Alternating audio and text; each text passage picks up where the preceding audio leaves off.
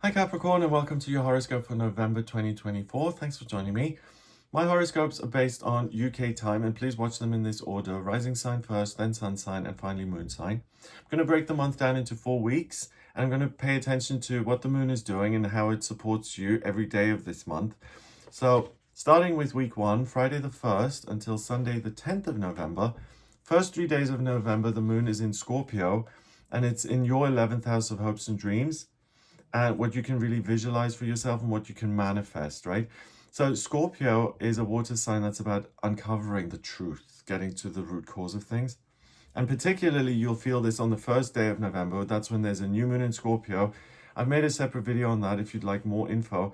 But for Capricorn, it happens in your 11th house. So you'll really get clear on what you care about, what's important to you moving forward, how you can stop wasting time and energy on things that don't actually offer you anything or give you a sense of support or security. And really, at this point in your life, what's important to you now, and what can you manifest in future? So it's kind of an opportunity to get back in touch with your hopes and dreams for what's coming up moving forward, and to leave the past behind and to get really enthusiastic and motivated about what's coming up. And also, because it's water, it's the connection to the higher realms, right? So you may even have some dreams, or your intuition may speak to you as in, hey, about why don't you consider this? So I think a new goal appears to you at the beginning of this month. On the 2nd, Mercury, the communication planet, that moves out of Scorpio in your 11th, and it goes into Sagittarius in your 12th house. And Capricorn, I just want to say that's really good for your mood, for your outlook. And I think you'll be surprised that starting on the 2nd of November, suddenly things seem much more interesting and easier, and that there's not much of a journey involved, and that you become much more interested in diverse, like different ways of accessing your own spirituality. But really, it could be any area of your life. It could be new ways of exercising or travel, or new people, or a new area of study. Ultimately, you become super motivated and fired up with that move of Mercury. So I think it's a really good thing, and it stops you from kind of gazing at what's really important, and it says, okay, enough of that, let's move forward and let's experience stuff, right? Then on the 4th and 5th, the moon goes into Sagittarius, and it joins Mercury in Sagittarius in your 12th. So the moon is your heart, it's what makes you feel at home. And in the 12th house, spiritual strength, Sagittarius is ruled by Jupiter, the lucky planet. It is the centaur. So I really think that you get this huge influx of confidence and the sense that you're being supported spiritually and that you really can't fail. So it's almost overconfidence, but if you've been in a rut or things haven't been moving, you really get a boost of energy here that's able to lift you out of anything that's become stagnant or dull. On the 6th, before I say that, on the 4th of November, we've got Mars, the planet of masculinity and drive, that moves out of Cancer in your 7th house, where it supported you in taking care of other people and considering their needs and feelings. And it moves into Leo in your 8th house of institutions and your connection with the authorities, right? Taxes and the government and the legal system. Mars in Leo is ambition and drive in a very fiery sign that says, I'm the boss, I'm the pioneer, I want to change things. So you may notice that with the moon hopping into that 8th house, that you become less tolerant of being dictated to. And if certain institutions say to you, oh, well, this is just the way it is, you have to pay the bill, or whatever it may be, that you really don't accept that and you challenge it, and that you could get into it with a big organization like that. It opposes Pluto in Capricorn, in your sign, in your 1st house of self. So I think if there's something that needs to exit your life, something that needs a bit of a push to leave, right? So a relationship with an organization or institution that's really not good for either person involved because it's a bad fit, or a relationship that's become toxic, or any kind of situation that makes you feel stuck. With Mars going into Leo, I would argue that fire, right, it's life purpose and passion, and it's motivating, but it can also devolve into anger, and sometimes we need anger to blow things up and to get rid of them. So if there is anything that needs blowing up in your life, You'll find it a lot easier to get rid of it from the 4th of November onwards. But then please be sure about it, because it's not then about going back and saying, oh, I didn't mean what I said. Maybe I reacted too strongly. This is deliberately designed to get you out of something that may have made you feel like you're strapped in or tied down, like the Eight of Swords in the tarot. On the 6th and 7th, the moon goes into Capricorn, so it goes into your sign, and obviously then it goes into your first house of self, and it joins Pluto in Capricorn in your first house. So again, this is the opportunity to work on letting go of things that are oppressive in your life, that don't actually support you, and just take a lot of your time and energy for no real good outcome. So you're very serious at the beginning of the month here, and you're not suffering fools, and you're like, if it doesn't work for me in any way, then what am I doing? I'm only here for a certain amount of time. I'm certainly not going to waste all my time and energy on pointless pursuits. So you get really kind of tough on that level. On the 8th and 9th, the moon then goes into Aquarius in your second house of money. And those 2 days are great for having new business ideas and finding solutions to any financial issues that you may be having. Especially on the 8th, the moon is in its second quarter, it's waxing, it's moving its way up to being a full moon, right? So you may have some really brilliant ideas. Aquarius is the humanitarian and the teacher, and they may suggest a new business or a different way of working, or a solution to financial difficulties, but also the inspiration or the idea to create a new source of income, or to create a entirely new income from a different source. On the 10th, then, the moon goes into Pisces, and there it's in your third house of communication and sits next to Saturn. So the 10th, I think you're going to be very mellow and forgiving, and no one can do any wrong. So it's kind of extreme in the sense that with Mars going into Leo and you being in kind of attack mode on things that you don't want, and then flipping on the 10th and saying everything is great and calm, I think you may find that a little confusing. So I think the best thing, if you find yourself getting, agitated or angry about stuff, it's an opportunity for you to get rid of it. And I think the 10th then is to relax and to decompress from that kind of conflict, but to also feel reassured that, I'm right in my reactions, and I need to clear the decks if I want to bring new things into my life. I have to make some space. So I think it could go either way the first 10 days of the month. I don't think it'd be super comfortable, but you certainly can make space moving forward and feel freer. Week 2, Monday to Sunday, the 11th to 17th of November. On the 11th and 12th, the moon is still in Pisces, so ongoing opportunity to get rid of any conflict, or I think those are great 3 days, the 10th, 11th, and 12th, to recharge and to take time off, to listen to music, to read, to swim, to do any of those things that unwind you.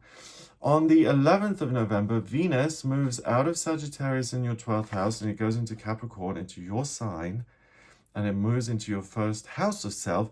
And Venus, when it's direct, I always mention it's a great time to start your own business or to start a new relationship. When it's in retrograde, that's not good, right?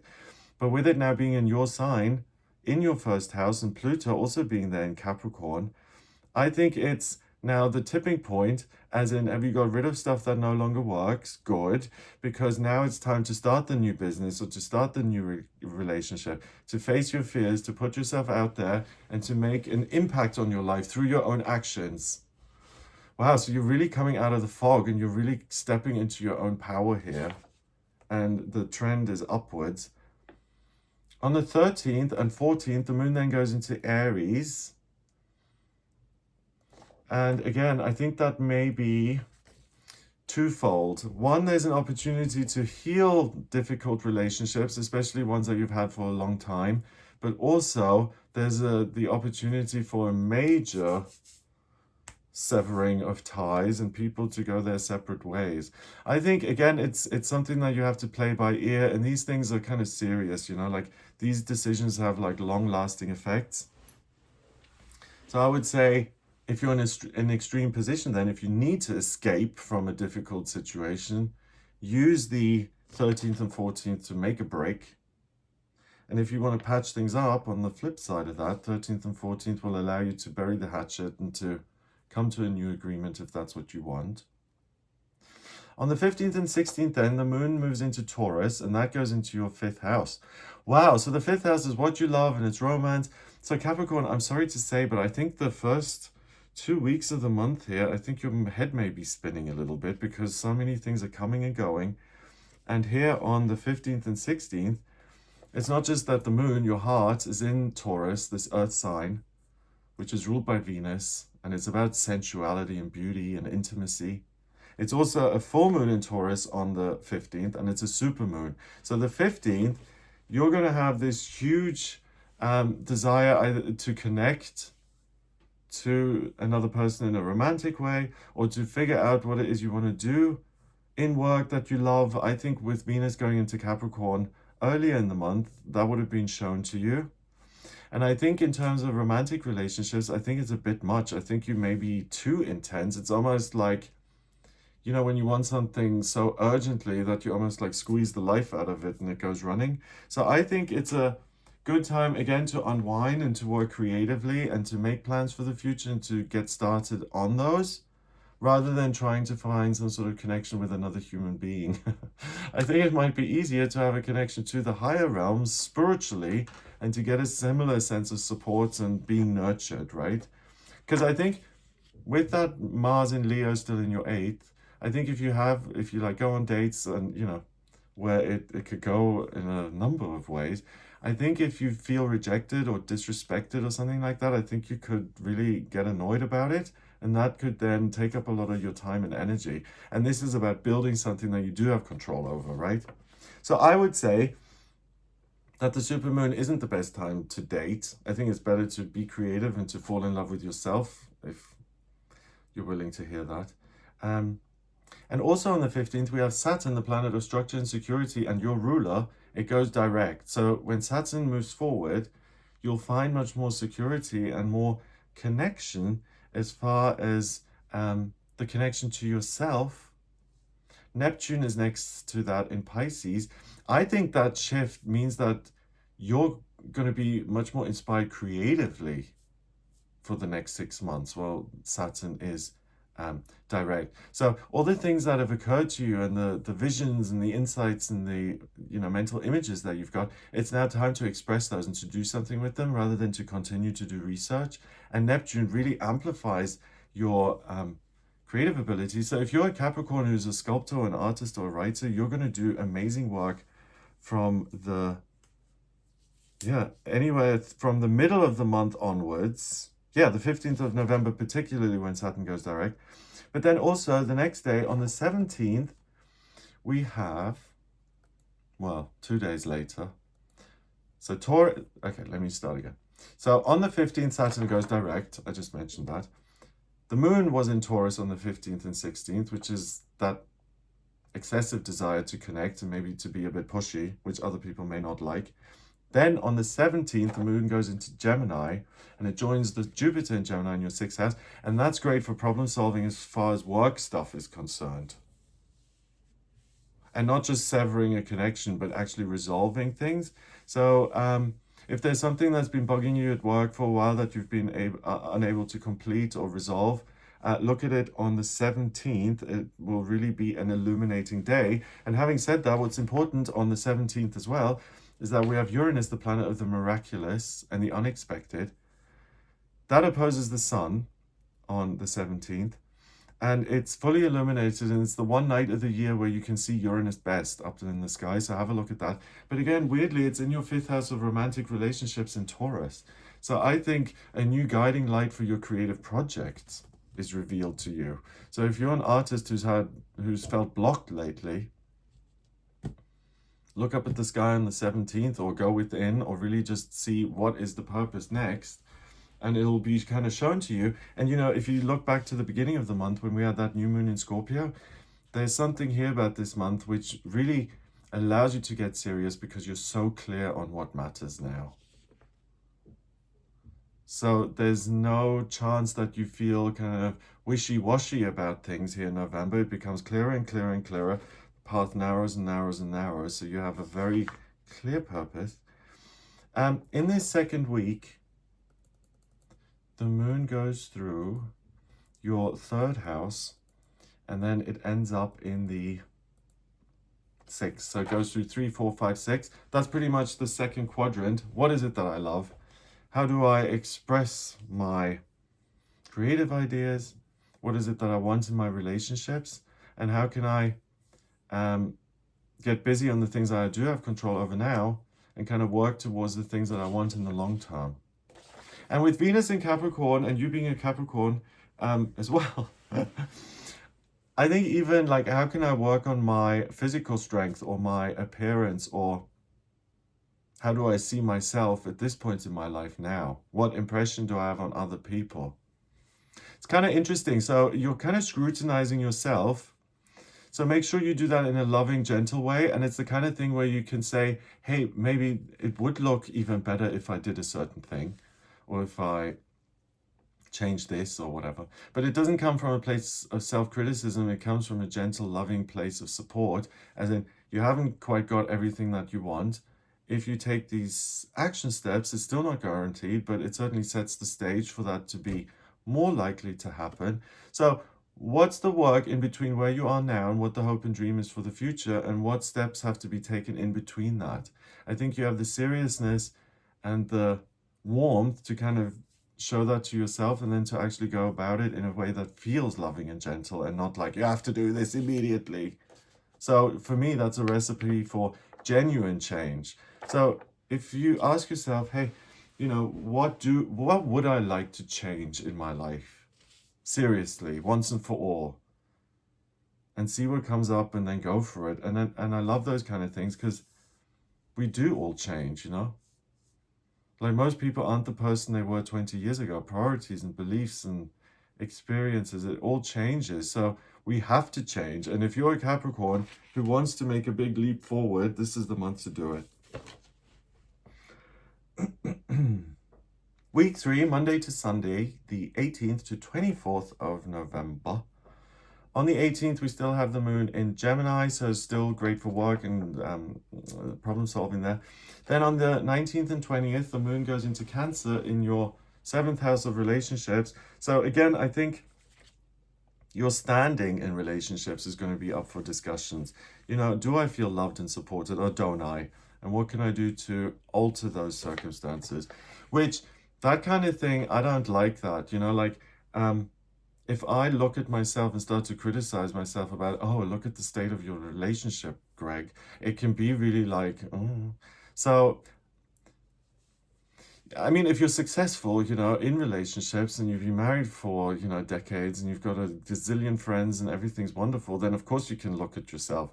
But if you're like most people who struggle with relationships, or I don't know if it's most people, but I guess most of us have to learn some hard lessons there. It's the difference between scolding yourself and really encouraging yourself to make improvements.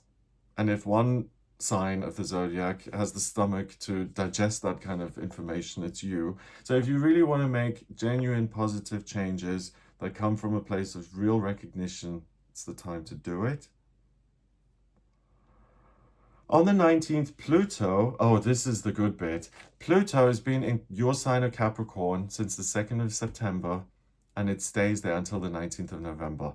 I made a video on this, and as Capricorns, you were impacted by this from 2008 onwards. Pluto and Capricorn was not a good match. I work really hard and I see no results. I'm in survival mode. Pluto and Aquarius is a much better fit. It's the rebirth of ideas, and things aren't such a struggle, and things are much more open and changeable. It goes into your 2nd house of money on the 20th of November, and it's in Aquarius. So Capricorn, as hard as 2008 until January this year may have been, as far as your money and your career, oh, hallelujah, it now stays in Aquarius until January 2044. And for you, it's in your 2nd house. So expect the next few years to be much better as far as your income is concerned. But also now, the ideas will start to trickle in, and it's you coming up with what you can change in order to create more abundance. But overall, I think it's worth a party, because you're going to be shown how life can be a lot easier through your own inner process. So you're your own best teacher. The moon moves into Leo on the 21st and 22nd, and that's similar to Mars in Leo. Again, there may be a clash with some sort of organization who you don't agree with, and you may not want to back down. If you don't want to back down because you're justified and you're right, then stick with that and don't let yourself be cowed into doing things that you know are inappropriate. On the 21st of November, the sun goes into Sagittarius, and that goes into your 12th house of spirituality. So again, the sense of spiritual support ramps up even more. On the 22nd, the moon is in its fourth quarter and it's waning. And by then, I think something will have either become a real conflict or it will have died down by now and it's done and dusted. So again, if there is conflict, it's not long term. It's not like a, Cold War. It's instant, it's a flash, and then it's over. So anything that you want to really just blow up like that, quickly, efficiently, make sure that you really want to do that and then go about it, and you won't be bothered by that energy again. It's always a bit dicey, big decisions. And then on the 23rd and 24th, the moon goes into Virgo. And those 2 days are great for you to travel and to connect with nature and to see something new. And also to integrate all of these things that you've accomplished in the month. And the change of scenery, kind of match that by changing the physical scenery and you'll feel more at ease. And in the third week, the moon goes from your 7th house into your 9th house. Okay, so that's quadrant 3, and that's really the outside world, connections to institutions, the world, the planet, other people. And I have to say, again, I think the reason the conflict is there because you have the opportunity to detox stuff. I find it unpleasant to have those kind of moments, but sometimes, if trying to get the other person or the group of people to understand your side of things can be exhausting. They may not be willing to listen to that. And sometimes there has to be a big clash for things to end. Okay, week 4, Monday to Saturday, the 25th to the 30th of November. On the 25th, moon's still in Virgo, so connecting with nature, new places.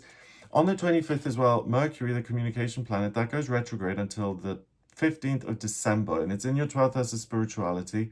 So things may slow down. You may not feel as heated. You may not feel as motivated. And I think from the 25th onwards, it's a good idea to keep going with the things that you've now put in place and to continue with those without redesigning them or without asking for a new plan or something, but to keep going with what you've got. On the 26th and 27th, the moon goes into Libra. Those 2 days are great for working with other people, business trips, networking, teamwork, brainstorming, presentations, becoming a new staff member, like the first day of a new job. All of those kind of things. Initial contact will be easy. And then on the 28th, 29th, and 30th, the moon goes back into Scorpio. It's a 28-day cycle, right? And it's in your 11th house again. So by the end of the month, I really feel like you're going to feel like you're on a much better path because you're not dragging all this unnecessary stuff behind you, and you've now cleared the decks again for a much greater sense of freedom and confidence. So I think November will be like the making of you in terms of asserting yourself, putting your foot down, and no longer tolerating stuff that isn't meant to be tolerated. So I hope that gives you an idea of what's coming up. I hope you have a wonderful month. If you'd like a personal reading with me, please get in touch via the website, gregoryscott.com. I need your place of birth, date of birth, and time of birth to draw up your chart, and then I can analyze it and see what's coming up, and finances and spiritual development, friendship, romance, places to live, anything at all really.